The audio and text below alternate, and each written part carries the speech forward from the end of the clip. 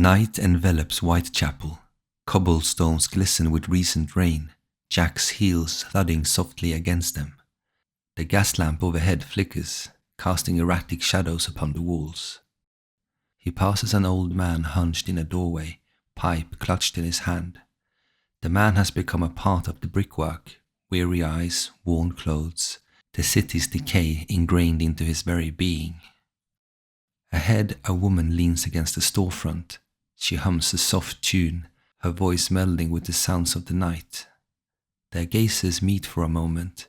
She's searching for something, maybe solace. Jack could give it to her, but not in the manner of which she seeks. A clock chimes, loud against the stillness. Each toll reverberates through the streets, stirring the dormant shadows. Jack feels them stir within him. He walks onto Osborne Street and hears signs of an altercation, a woman's voice, desperate, defiant. He follows her cries and finds an alley resembling an abyss. He sees men surrounding her, their forms imposing. The violence is brutal and raw. Jack feels no horror, no anger. He merely observes, taking in contours of human depravity. The act is chaotic, undisciplined. He sees what he is not. The woman falls, her form crumpled and life seeping away. The men scatter, laughing at her agony. Jack remains hidden as the alley claims her, and his purpose sharpens. The sun starts to tease the horizon, the night's embrace begins to weaken. As he retreats, he can hear the city wake, the stirrings of life, of hope, of toil. Daylight bursts in through grimy windows, casting a brightness that Jack finds abrasive. The print shop where he works is very loud, gears grinding, presses stamping, the rhythm of industry. His fingers, blackened with ink, move with practiced dexterity, setting type in the frames. The air is thick with paper and ink, clinging to his clothes, seeping into his very pores. "Jack, oi, hand me the E-block." Tom, a burly fellow with a bushy beard, shouts over the noise. Jack tosses it to him without a word. Tom is one of the few that attempts conversation with him. Too bad it's futile. Lunchtime arrives. The men gather around a table where smells are of bread and cheese. They speak of the local pub, the boxing match last night. Bill, the shop's resident jester, mimics the fighters with exaggerated movements. Laughter fills the air. Tom catches Jack's eye. "Jack, did you see the match? O'Leary was a whirlwind." Tom's eyes widen in excitement. Jack offers a curt shake of his head. "No, I didn't." "Well, you must come next time. The lads and the brews, it's a grand time." Tom's hearty laugh makes Jack's teeth clench. The hours drag. Jack's thoughts yearn for the night, to be swallowed again by Whitechapel after dark. And as the day near its end, he winds through crowded streets. The sun sets ablaze rooftops in molten gold, but all Jack feels is night's magnetic pull. His heart, tethered to shadows, stretches towards them. Home, a tight space, windows smeared with soot, floorboards groaning. Jack slips out of his clothes, shrugging off the ink. The room is silent but for the ticking of a small clock on the mantel. He looks at the street below, children playing stick and hoop, a woman haggling with the fishmonger, her voice shrill. The normalcy of it all suffocates him. The sun sinks, dark at last. Jack laces up his boots, their worn leather familiar and yielding. He knows that what he seeks is out there, in the shadows that creep along the cracks in the cobblestones, in the glimmer of life that flicker in the alleys. He passes a pub, voices spill out in slurred words and laughter. The door swings open, light streaming out, and for a moment Jack sees Tom raising his pint, the hubbub around him. Jack turns the corner, the city sighs as the light retreats. Here among the narrow streets he feels his purpose condense, a drop of night that has formed within him. This is where his mind resides even when his form is forced to be elsewhere, as days and even seasons meld into one another. The sun rises and sets with mechanical precision, and the loud sounds of the printing press becomes a droning lullaby. After work, Jack walks the streets, and they too mirror each other. The alleys, the cobblestones, the murk. Time is a ceaseless tide, and he is adrift. An oppressive summer sun rises high, beating down upon the streets, painting them a fierce white. The print shop is particularly stifling, the air thick and hard to breathe. Through the grimy windows, the city simmers. Days crawl by with something growing within him. Thoughts, images flashing, vivid, visceral, crimson hue, the silent gasp of a last breath. When he lays his hand upon the press at the print shop, the iron beneath his fingers does little to ground him. The workers around him exchange pleasantries, engaging in small talk over meals. "John's wife is expecting," one mentions. "Aye, another mouth to feed," another responds with a chuckle. Jack picks at his food. His eyes fixate on the sharp edge of a cutter. It glints in the dull light of the room. He imagines it running across flesh, painting vivid images. He quickly averts his gaze, but the seed has been sown. Late at night, as the thin mattress beneath him offers no comfort, his eyes are drawn to the shadows strewn upon the walls. They entice him. The shadows know. They understand. As August embraces Whitechapel in a sweltering grip, Jack's resolve strengthens. There is an urgency that did not exist before. He is driven not by whim, but by an unseen force. He finds his hand often lingering over objects that could be used with fatal precision. The sharp edge of a letter opener, the mass of a wrench. He weighs them in his hands, lost in thought. His nights are spent poring over maps of Whitechapel, tracing the arteries of the streets with his fingers. In the print shop, a newfound restlessness gnaws at him, and as soon as he enters, he cannot wait to get out. He finds solace in a small, cluttered second-hand shop, a treasure trove of discarded and forgotten items. He thumbs through the wares with a discerning eye, seeking an instrument that resonates with his intentions. It is here that he finds it, an old, well-crafted blade with a worn but firm handle. As he clutches it, his decision solidifies. "Quite a piece, isn't it?" The shopkeeper eyes him with mild curiosity. "It's perfect," Jack murmurs, his voice barely above a whisper. Days morph into nights as Jack meticulously plans. He wanders through Whitechapel, not just an observer now, but a predator mapping its hunting grounds. He notes every shadowy alcove, every dimly lit corner, the daily rhythms of the people. Conversations around him buzz like white noise. The words of others are empty when compared to the storm inside him. At lunch, fellow workers talk about a new penny dreadful or the price of ale, their trivial concerns barely registering in his ears. Tom asks him something, but he doesn't reply. At home, the blade and Jack become acquainted. He sharpens it, polishes it, and wraps it in cloth. The late summer air grows infused with an energy Jack cannot explain. A hum courses through the very bones of Whitechapel, and he feels the anticipation in his chest, a reverberation only his bent soul can sense. Jack begins spending a lot of time in the Whitechapel library, surrounding himself with tomes of human anatomy, his fingers dancing over the detailed drawings of muscles, sinew, and bone. He scribbles furiously in his notebook. Diagrams, observation, and dark insights are spun from the spidery tendrils of his pen. He is enthralled by the layers that constitute man, the very strings and pulleys that grant motion to the puppet of flesh and bone. Every hour spent here makes him acutely aware of the potency of his purpose. August's final day beckons. The setting sun stains the skies with shades of gold and crimson. Jack's preparation culminates as he gazes upon the beauty of the city, the blade tucked securely in his coat. It is night again, a very special one, Jack had decided. The narrow streets of Whitechapel loom over him, their confinement a subtle reminder of the ease with which they can hide secrets. As he passes the 10 Bells pub, the warm glow of the windows tinges the street. He scurries away, and further down the street, he spots a woman beneath a flickering gas lamp, the faint light casting an ethereal glow on her haggard face. The streets seem to tighten, as if recognizing their part in what is to come. Sudden laughter fractures the silence, startling a nearby horse.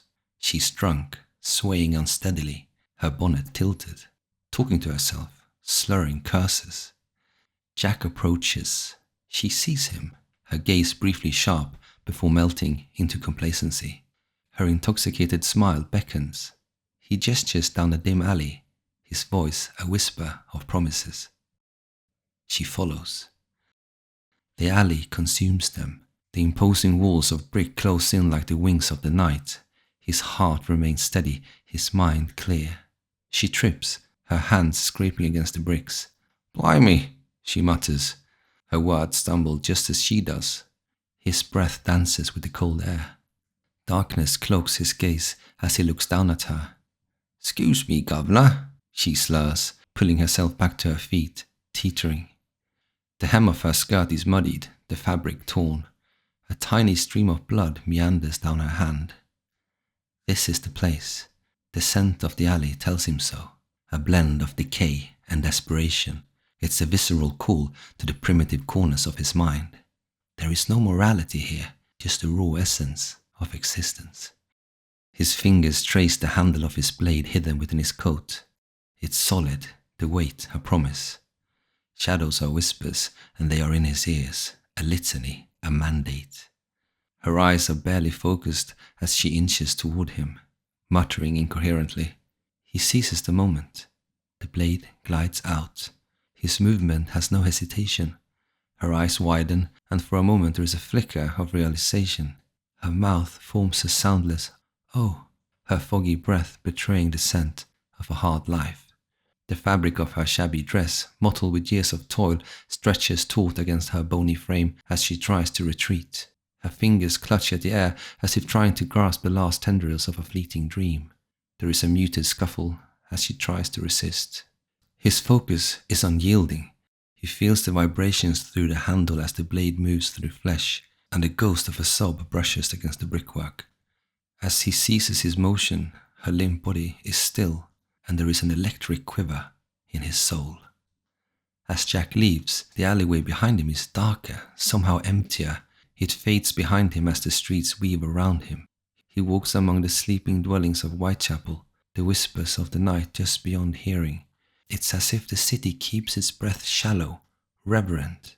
His hands, he glances at them as he walks, stained yet steady. The essence of life coats them, marks them. A distant clock tower tolls. It keeps the score. Time doesn't stop for the dead. The Thames is ahead. The water flows with the arrogance of something eternal. He sits down on a bench. The murky depths mirror the murky depths within him. It moves relentlessly, uncaring, like whatever force it is that propels him on his path. The stars above are cold witnesses. They've seen countless acts, countless nights like this one. Jack makes his way back to his lodgings, moving through the sleeping city like a ghost through walls. In the quiet of his room, he washes his hands, not to cleanse, but to reset. Water doesn't wash away purpose. He lays down on his bed, staring at the ceiling. The shadows here are not the shadows of the street. They don't whisper, don't beckon. As September rears its head, the remnants of August's fervor still cling to the air. Whitechapel's web of streets and alleys carries a tension, as though in anticipation. The populace remains ignorant of the tempest that has been unleashed, and the shrouded spectre that now prowls its paths. The initial act has sharpened Jack's senses and deepened his comprehension. The day after, he had learned her name, Mary Ann Nichols, and this too had stirred something within him. He catches himself repeating it in his head as he observes the women that drift by, peering through their exteriors, visualizing the pathways of their veins and the sinews of their muscles, as though he possesses an esoteric understanding of the secrets hidden beneath their flesh. Whenever night now comes, the air is laden with possibility. His steps are otherworldly. He feels buoyant, almost intangible. He is a creature with purpose, and that is when he sees her. Disheveled, worn, her life's burdens seemingly bending her spine. She is unaware of the role she's destined to play. Their words are hollow, his voice a mere ripple in the air. She follows him, her weary footsteps unaware of the finality they're marching towards, and where their destination lies, the backyard of 29 Hanbury Street slumbers. Its confines, obscured from prying eyes, harbour an intimate enclosure. Weeds struggle for existence among cold stone, and in the air there is a trace of stale ale. It is very silent, a cloak of obscurity draped over their secret meeting. A forgotten lamp casts a feeble glow, barely illuminating this stage fit for both a harlot's trade and a murderer's craft. There is no hesitation, no second thoughts. The act is swift and definite. Jack opens her throat with a steady hand. Her spirit, liberated, vanishes into the night's embrace. As Jack retreats, the city remains blind to what has transpired in its depths, and this time so quickly, with such ease, as if just nipping out for some air. The sun begins its climb, the golden light illuminating the city, laying bare both grandeur and decay.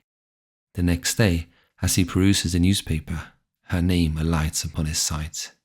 It was Annie Chapman. Another month passes. The moon hides behind clouds. Heavy rain has fallen over the city, but now only a light drizzle remains. Sounds of laughter and conversation spill from the pubs, as they always do. In Berners Street, a woman catches Jack's attention. Her voice is loud and unrefined. The man with her wears a dark suit.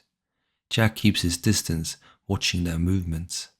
The woman's attire is simple, a dress with frayed edges and patches in places, a shawl draped over her shoulder, and her hair is tucked into a bonnet. Her voice is tinged with a foreign, slightly melodious accent, though coarsened by years in Whitechapel. Her gestures are expansive, as if she's claiming the space around her, and she laughs with a gusto that fills the night. Eventually, they part ways. Where she walks, Jack follows. She's near Dutfield's yard now, by herself. Jack steps closer. "Evening," he says, his voice low. His knife, hidden deep in his coat but shallow in his mind, is as sharp as it is keen. The light from a nearby street lamp doesn't quite penetrate the depths of Dutfield's yard. The drizzle has stopped now. "Chilly, isn't it?" he says in a hushed tone. "Yes, it is," she replies, wrapping her shawl tighter around her. Jack glances around. The brick walls seem to close in, creating an enclosure that shields them from the outside world. There is a single wooden door at the far end of the yard, half open, revealing only darkness beyond. "Let's step in there," he says. She hesitates for a brief moment, then follows. A thin mist begins to crawl along the ground, casting an ethereal veil across the yard. They continue to talk, their voices subdued. The enclosure feels intoxicatingly isolated. Her breath mingles with his in the cold air, and he feels a rising anticipation. Jack can see the strands of her hair move as a breeze catches them. The pale skin of her neck is exposed as she tilts her head, perhaps to look at something in the shadows, or perhaps just a quirk of fate. There's a subtle scent of lilac on her, barely perceptible over the less pleasant smells of the alley. Jack glances once more at the street beyond the yard, ensuring no prying eyes are watching, and then, without a word, he moves closer. His arm wraps around her as if to keep her warm from the cold, and in that same motion, his knife does its work. His movements are honed, precise. His heart is calm, the blade a sliver of moonlight in his hand. Her body tenses, then goes limp. Her final breath leaves her as a mist. For a brief moment, Jack stands there, watching the life seep away. But instead of satisfaction, an unfamiliar hollowness claws at him. Confusion furrows his brow. The streets blur as he paces them. The night feels incomplete. What is this emptiness that persists? What is this hunger that has not been sated? Jack reaches Mitre Square. It is shrouded in a cloak of stillness as he arrives. Dim gas lamps paint an eerie pallor on the surrounding buildings. The whole square feels like a room that the city has forgotten. And there, amid the austere silence, he finds her, Her attire is ragged, well-worn and faded, reflecting countless days of hardship. Her bonnet is slightly askew, and despite the dark, he notices the grime under her fingernails. There's a strength in her gaze, though, a resilience that draws him. Yes, she is what he needs. She is what he craves. She will quench this strange, hollow dissatisfaction. The square is so quiet that their words seem intrusive, the night almost demanding reverence. But there's something else in the air, an energy that is almost tangible. His blade feels restless in his hand, hidden in his coat. He can almost hear it, a gentle hum reverberating through the handle, urging him forward, his purpose clear. Their eyes meet, and he tips his hat in a gesture of respect. "Evening, ma'am," he says. Her eyes, weary yet resolute, meet his. "Evening, sir," she replies. Her voice has a rough texture like worn fabric, carrying a hint of an accent that tells tales of travels. "Mind if I join you?" he asks, his tone casual. The request hangs in the air between them, a seemingly innocent question that carries a weight only he can feel. "I suppose not," she responds after a moment, a small smile gracing her lips. After that, their conversation is brief, because it was started with an intention of end. "I hope the night's been kind to you," he says, his tone steeped in an almost haunting sincerity. His gaze never leaves hers, and each motion that follows is measured, precision dictated by her form, navigating through fabric and flesh with unyielding intent. This must be perfect. There is no frenzy here, only cold deliberation. Time feels distorted, ephemeral and languid, and she is still. The square feels even quieter now. As dawn threatens the horizon, shadows dissipate and Whitechapel begins to awaken. But they do not see him. He is already gone. Some time later, he is not sure how long, Jack sits at a worn wooden table. The window, slightly ajar, lets in the damp, cool air, carrying with it hushed voices and footsteps. Candlelight casts an amber glow upon old and brownish wallpaper. A tarnished mirror reflects a face which no one knows. Beside him, on the table, lies his knife. He has wiped it clean, spotless, not a trace of atrocity. The cold steel glimmers with a promise only he can hear. He finds his gaze fixated upon it. A peculiar bond has developed, an affinity between steel and sinew. The sensation it yields as it parts flesh haunts him. It is both a tool and a whispering confidant.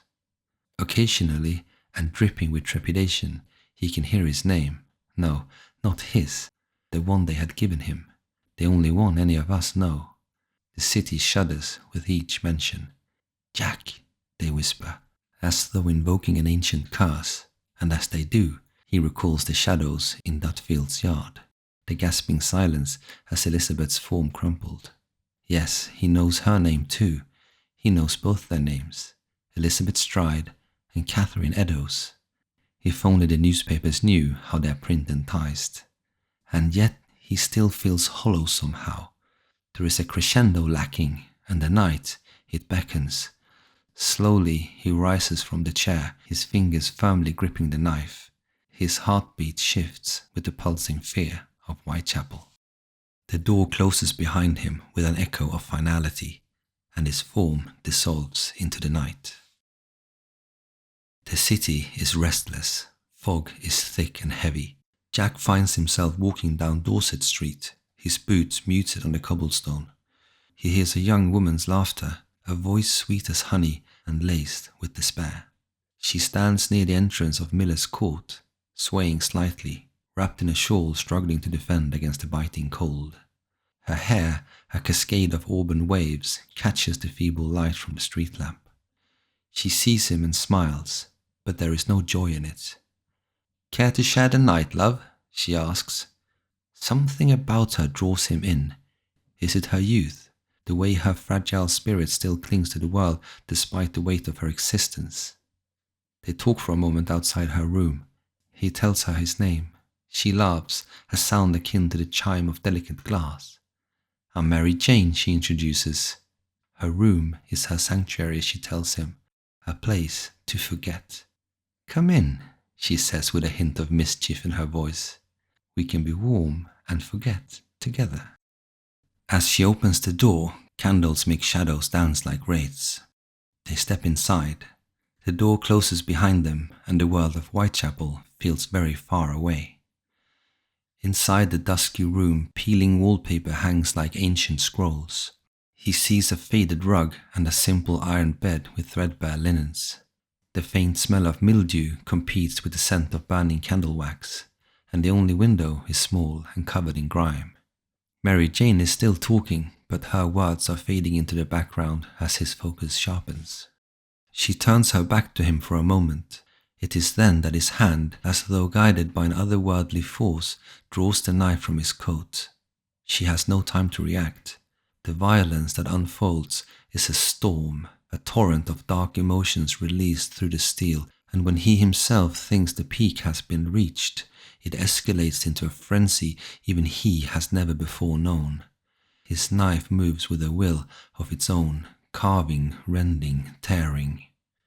The desecration of her form continues well past the extinguishing of her life, as if he is trying to extract something from her, something that eludes him. It continues for a long, long time. Then suddenly the final candle flickers out, surrendering the room to darkness. The peeling wallpaper, the table, the bed, all are silent witnesses to this deepest descent into dark. Jack breathes heavy. His heart pounds as though it might tear itself from his chest. He looks around. He looks at her. Everything is weaved in blackness. The shadows have drunk in their horror, and now they are full. He is overwhelmed by all which he sought, and his breath slows down. His heart rests. He feels calm now. He feels at peace. He is complete. As the dawn of a new day begins to light up the streets of Whitechapel, the city seems to convulse at the news of Jack's latest creation. The ferocity, the sheer monstrosity of his final act eclipses all that came before. Out on the street, he can hear the chatter of shocked voices. Faces pale, hands wring, and for a moment the very air seems to suffocate under the weight of his horror. He relishes in it, of course. His legacy. Inside his humble abode, Jack watches the chaos unfold from behind the curtains. His knife rests on the table, in plain sight should anyone enter. The stains upon it form a tale he knows many investigators would love to hear. It has tasted fear and created infamy. He picks it up and feels its weight. He pierces his eyes into it and sighs as if a weight lifted. Jack puts the knife back on the table, still in plain sight. The thought of this amuses him. He sits down in a well-worn seat, brooding, his thoughts rippling outwards towards the dark room with the black weave and the dead Mary Jane. He thinks about what he became in that room, where the boundaries shattered and he lost himself in violence. It was not just her life he was tearing at, but his own chains, his own damned deluge of bloodthirst. In the shadows, where he thought he was the master, he sank deeper and darker than he could have imagined. He was no longer guiding the shadows. They consumed him, dictating his frenzy with a steel grip. Jack waits in his room for the sun to rise and set many times. Then the first light of a new dawn filters through the grime on the narrow window of his room. Outside, Whitechapel stirs. The muffled sound of footsteps and carriages echo as people resume their lives. But things are not the same. It's as if the city is taking a weary breath, resurfacing from an awful nightmare. Jack can almost hear Whitechapel's heartbeat thumping like the anxious flutter of a caged bird. The shadows will never be mere shadows again, and the night will never be just a night. His presence taints both. He gathers his few belongings and steps out into the cold morning, the weight of the knife pronounced in his pocket. He breathes in the brisk air and exhales with a nod to his reflection in the window. It is time for him to sever these cobblestone bonds. As Jack boards a carriage bound for somewhere, anywhere, he feels the finality. People shuffle in, filling the seats. He is tucked in a corner, looking out the window. Outside, he sees carts rolling, peddlers calling, and chimneys smoking. All that ordinary. It is relentless, even more so than he could ever be. Indeed, Jack will murder no more, but Whitechapel will never forget, his presence looming over the city everlasting. He can hear the crack of a whip and the clatter of hoofs, and the carriage begins to move.